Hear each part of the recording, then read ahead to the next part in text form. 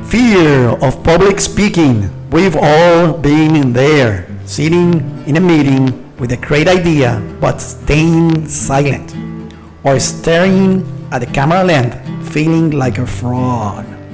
My guest today is on a mission to end that silence. She's a visibility and self-confident coach who helps entrepreneurs and teams shift from self-conscious to self-assured. I'm so happy to have you here, Selena, with us. My favorite thing in the world is to help people shift from self-conscious to self-confident.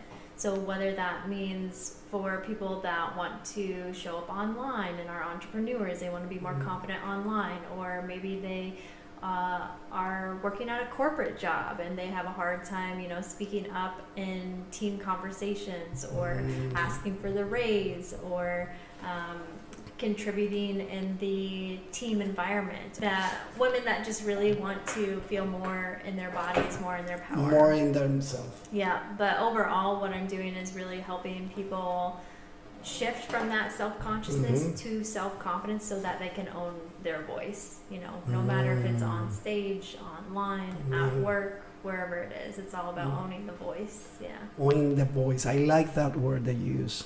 Owning the word and owning yourself, and knowing that your message is important for the world. And everything, actually everybody have a beautiful message to share to the world. I notice I've been talking to so many people, but the difference here is that those 95% of the people, they feel not powerful. It takes a lot of, and that's where I used to be too, right? That's why I do the work that I do, is because I used to be the person that's like, I have a message I want to share. I want to be speaking on stages. I want to be sharing my message online. I felt this pull to create a positive impact in the world and share my message, but I was too scared and self-conscious to share it. So, of course, I went on my own journey of how to shift from being that, fearful, self-conscious me into being this empowered. That's what I was going to ask you. Actually, one of my questions. So tell me a little bit about that moment, that pivotal moment, or those moments that you were feeling frustrated, you were feeling, I'm not enough, what am I doing, I'm starting this, but you have a mix of feelings, and how did you navigate those waters? And if what you can say to the people who are in that stage, because most of the people are there. Yeah.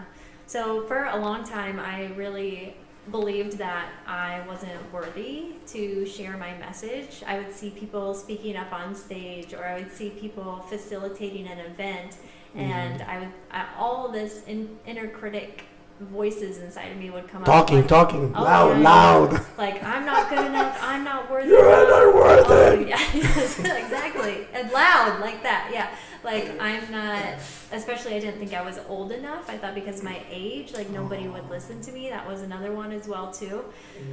So it was a long journey to get to where I am now, speaking on stages and just unapologetically sharing my voice wherever I go. But my biggest thing is that what I realized, there's multiple pieces to this, and I could talk like on an hour on this, but I'll just share a couple things. One thing is, I realized that the people that I saw sharing their message and speaking and facilitating, I was putting them on a pedestal. I was giving them almost like this, oh my gosh, they're better than me, kind of perspective, where it's like I thought that they were like these amazing gurus that like they only can do that, not me. Only That's they not can do that. Exactly. And so part of this is a huge part of this was realizing, like, no, literally anybody can share their message. Like, we're all here to share our message. We're all here to share our unique wisdom. We're all here to go share our stories. Yes. Because it's about us, about authentic you. Exactly. Yeah. To go on our own journey so that we can help others. It does not. Your credentials don't matter. Your age doesn't matter. How long you've been in the game. It literally doesn't matter. So really taking those people off of a pedestal and realizing, like, we can all do that if we want to. That was a big piece of the puzzle. But then also, I have a story. that relates to You have a story. Yes. I want to hear a little bit about that story. yeah, many stories, but this is a good one because it relates to Toastmasters too, which we're both in Toastmasters, which is a public speaking club. And the very first speech I gave at Toastmasters, this was about a year and a half ago. Well, first of all, back up a little bit. I had been wanting to speak on a stage for probably 5 years, but was too scared to do it. Finally signed up for Toastmasters, gave my first speech. I rehearsed that thing like back and forth, up and down, backwards, because I was so scared. Gave the speech. The speech went amazing. Like, got a round of applause. All my Toastmasters members were giving me like this amazing feedback. Blah blah blah. It went so good. But your hard work. Oh, that too. Yeah. Speed up. Oh yeah, for sure. But then after the speech, I go and I drive home. Get home. I crash on my couch and like immediately start bawling. I just started crying my eyes out. Crying? Yes. Happiness? Yeah. Or No, I wasn't. no happiness? No, it's not. Oh no! No, it's not like it's not because I wasn't proud. You're always sabotaging yourself, right? It was what happened is that me speaking on stage became like this boiling point of all of the inner critic voices. So it was like all of my inner critic voices unleashed themselves all at once. So, Boom. oh yeah, I was like, It's horrible. Yeah. Who gave you permission? Who do you think you are? Yeah. Who do you think you are? You're not worthy You were to using- speak on a stage. Yeah. Like you can't share your message. Like never do that again.